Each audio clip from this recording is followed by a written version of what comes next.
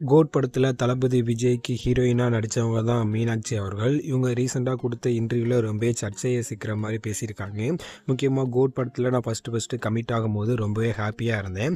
ஆனால் அதுக்கப்புறம் அந்த பாடல்கள் அந்த படம் ரிலீஸ் ஆன பிறகு என்னை ரொம்பவே ட்ரோல் பண்ணாங்க. அது எனக்கு ரொம்பவே வருத்தமாக இருந்துச்சு அப்படின்னு சொல்கிறாங்க. கிட்டத்தட்ட பார்த்தீங்கன்னா ஒரு வாரம் நான் சரியாக தூங்கலாம் சாப்பிடல. ஏன்னு பார்த்தீங்கன்னா அந்த பாடல்கள் எல்லாமே பார்த்தீங்கன்னா நிறைய பேர் ட்ரோல் பண்ணாங்க. ஸோ எதனால் ட்ரோல் பண்ணாங்க அப்படின்னு எனக்கு சுத்தமாக புரியலை. அதே போல் தற்போது தீபாவளிக்கு ரிலீஸ் ஆன லக்கி பாஸ்கர் படம் பார்த்துட்டு எனக்கு பார்த்தீங்கன்னா நிறைய பாராட்டுகள் எல்லாமே வந்துச்சு அப்படி மாதிரி சொல்கிறாங்க. ஸோ இதனால இனிமேல் நான் எந்த கதை ரொம்பவே நல்லா இருக்குது, எனக்கு எந்த கதை ரொம்ப முக்கியத்துவம் உள்ளதாக இருக்கும், அந்த மாதிரியான கதைகளை சூஸ் பண்ணி தான் இனிமேல் நான் நடிக்க போகிறேன் அப்படி மாதிரி மீனாட்சி அவர்கள் சொல்லியிருக்காங்க. ஸோ அதனால் இவங்க பேசிய இந்த வீடியோ தற்போது சமூக வலைதளங்கள் ரொம்ப வைரலாக போயிட்டு இருக்கு. ஸோ இதை பற்றி நீங்கள் என்ன நினைக்கிறீங்க அப்படின்னு கீழே கமெண்ட்டில் சொல்லுங்கள்.